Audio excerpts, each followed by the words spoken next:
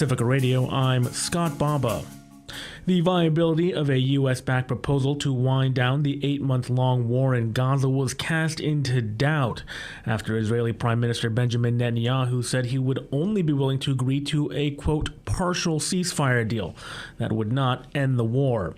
His comments, made in an interview with a pro-Netanyahu Israeli TV channel late Sunday, sparked an uproar from families of hostages held by Hamas. Netanyahu's comments did not deviate dramatically from what he has said previously about his terms for a deal, but they come at a sensitive time and they could represent another setback for mediators trying to end the war. In the same interview, Netanyahu said that the current phase of fighting against Hamas in Gaza is winding down, setting the stage for Israel to send more troops to its northern border to confront the Lebanese militant group Hezbollah. Netanyahu said, quote, after the end of the intensive phase, we will have the option to transfer part of our forces to the north, and we will do that.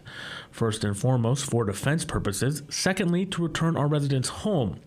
If we can, we will do this in a political way. If not, we will do it in a different way. Russia's southern region of Dagestan is holding the first of 3 days of mourning following a rampage by Islamic militants in 2 cities. Ollie Barrett reports. Many people, including 15 police officers, have been killed in gun attacks in Russia's Dagestan region. Officials say 6 attackers are dead and others are being hunted. Police officers, churches and synagogues came under attack in the cities of Derbent and Makhachkala on the Orthodox festival of Pentecost. I'm Ollie Barrett. Sunday's violence was the latest that officials blamed on Islamic extremists in the predominantly Muslim region in the northern Caucasus.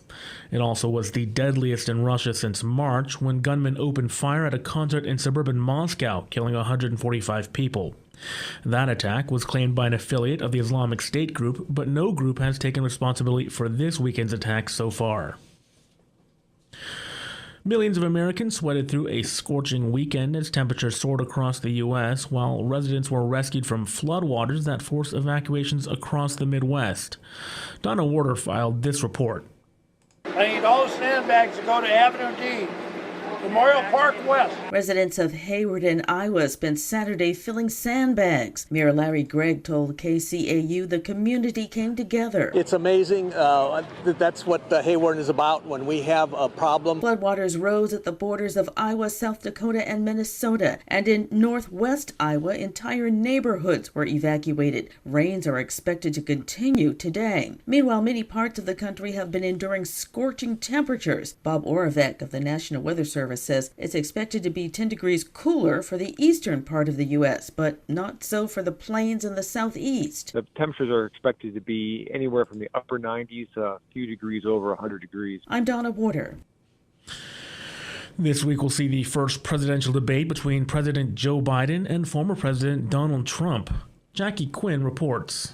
Both leading presidential candidates have been gearing up for their face-to-face debate Thursday night. The co-chair of President Biden's re-election campaign says the president has a strong record to run on. Joe Biden wakes up every day thinking about the American people, fighting hard for regular folks, thinking about ways to lift everybody up. Donald Trump wakes up every day pretty much thinking about himself. Mitch Landrieu on NBC's Meet the Press also says Biden will reassure voters he's not too old for another term. That's just the fade that the other side is pushing. But Republican Senator Lindsey Graham says there's no way the president can defend his border policy, citing a string of violent crimes by migrants in the U.S. illegally. The people that killed them, raped them, and murdered them were in our custody and let go, I think, illegally. Graham on Fox News Sunday suggests President Biden's economic policies and his stance on abortion will also make him easy to defeat. I'm Jackie Quinn.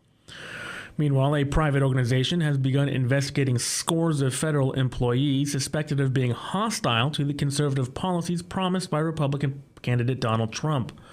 With a $100,000 grant from the influential Heritage Foundation, the American Accountability Foundation is digging into the backgrounds of high-ranking government employees, starting with the Department of Homeland Security.